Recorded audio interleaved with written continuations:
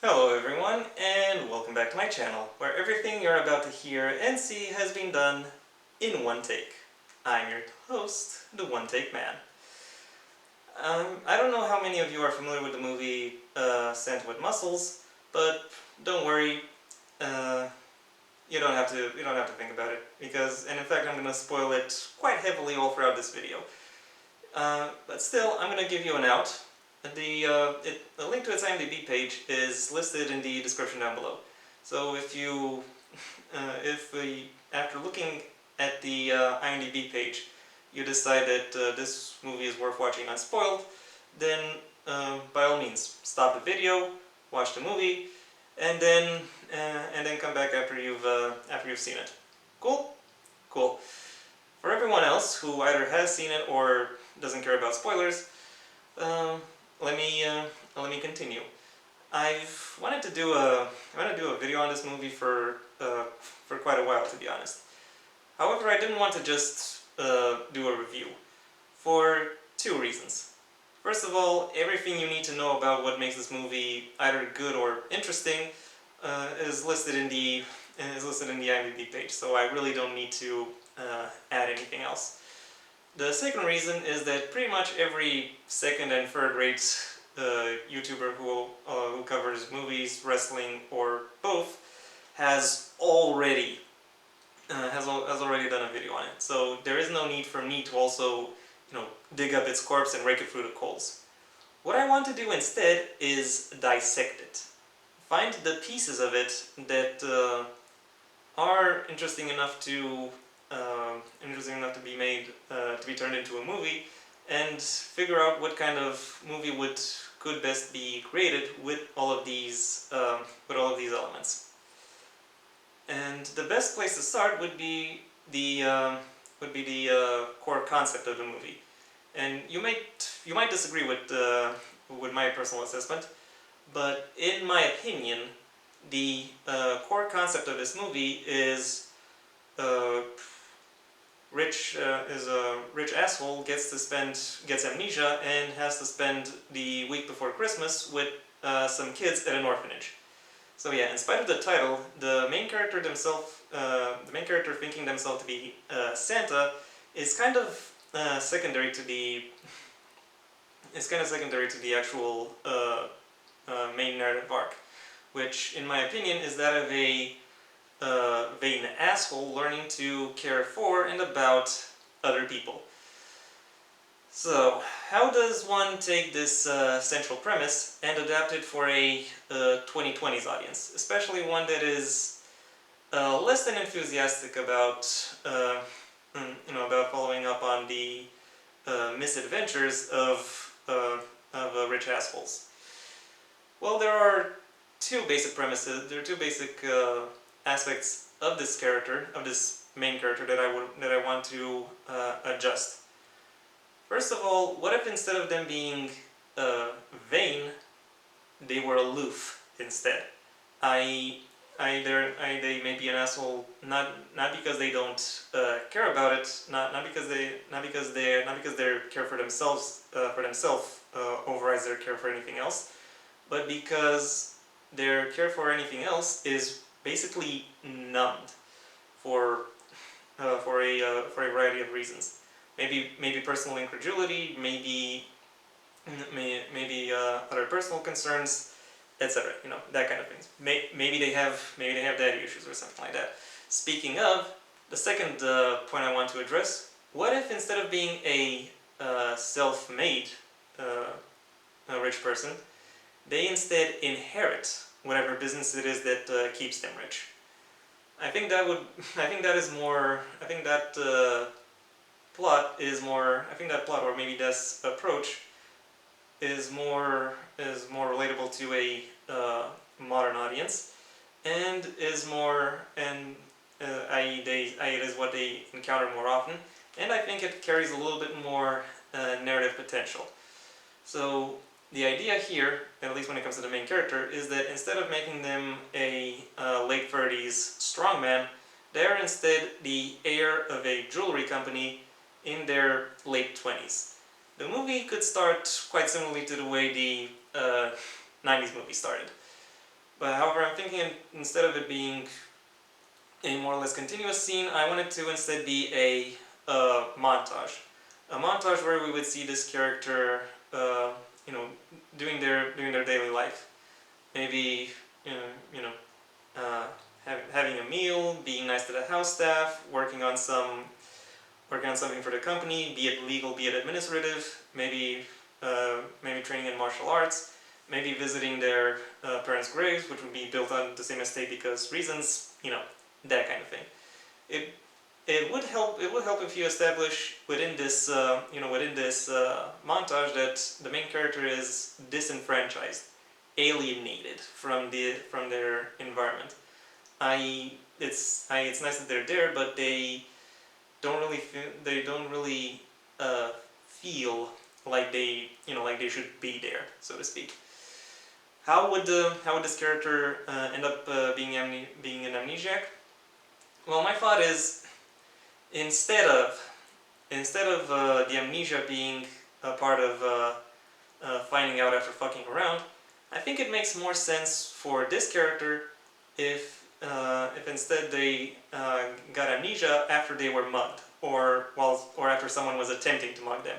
Maybe a friend who invites them on a walk, and then during said walk, they find themselves in an ambush against several opponents. They fight off their attackers. However, during the fight, they get hit in the head and knocked out. When they regain consciousness, they don't know anything about themselves anymore. They're an amnesiac. The first person they would meet would be a caretaker for a local orphanage.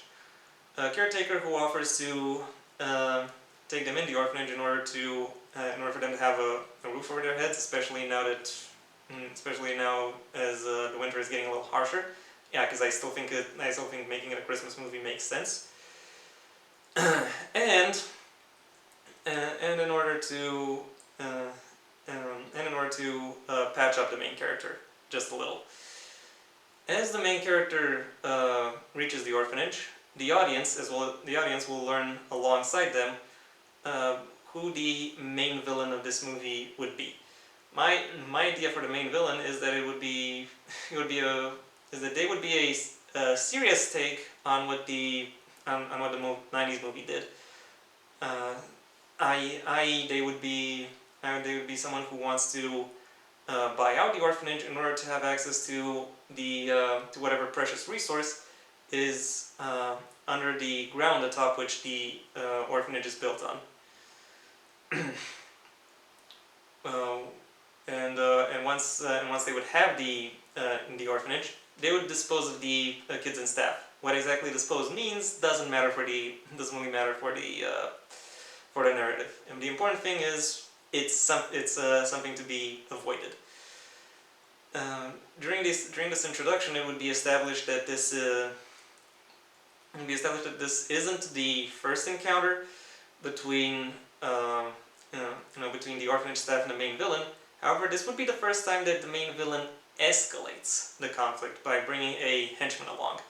The main character would dispose of the henchman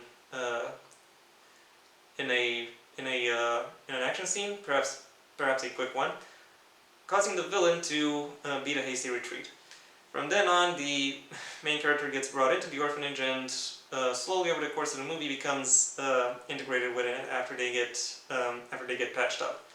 Maybe they help the orphanage staff with various legal or financial problems, and maybe they help out taking care of the kids, and we the audience get to learn who the kids are, what their personalities are like, what they are particularly interested in, that kind of thing. Maybe the main character himself, or alongside the kids, learns what the orphanage itself is actually built upon. Maybe try and figure out what the main villain is actually looking for, because at least in the beginning of the movie, neither the main characters nor the supporting cast actually knows. And while that would happen, the main villain would keep hiring out henchmen and developing various plans in order to separate the main character from the orphanage.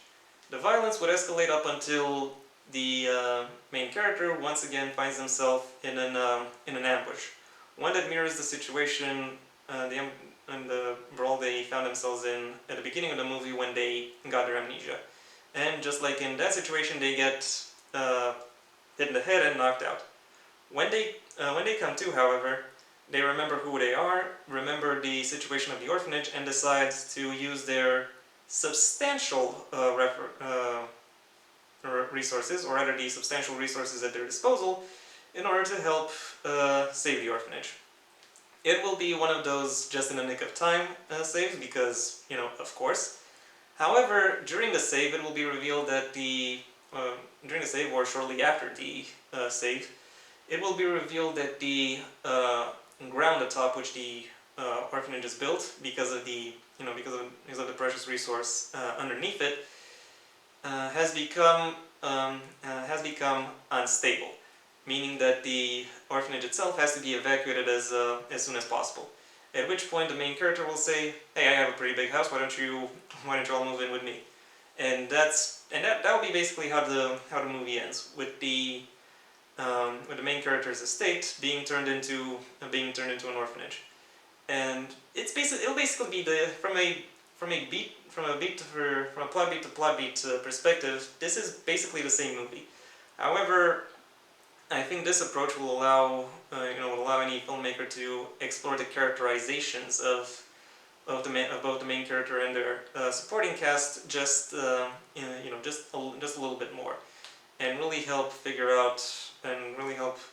them out and establish a more satisfying movie-going experience. Especially if you reveal over the course of the movie that taking care of others is where the main character's passion or interest truly lies. And yeah, that was it. That was my suggestion for how I would remake Santa with Muscles. Thank you for your attention. If you enjoyed this video, then please leave a like, maybe even share this video wherever you think other people will like it as well. If you have anything you'd like to add to my suggestion, well, that's what the comment section is for. And if you want to see when my next video, the last of the year, gets released, well then, please subscribe. And ideally also ring the bell or do whatever else YouTube will ask of you in order to keep you notified. I also have a main channel where I talk about more book-related / literature topics, a link to which you will find in the description down below, right past all of my social media links, which I also suggest you check out, should you choose to do so. Until next time, I have been the One Take Man. Merry Christmas.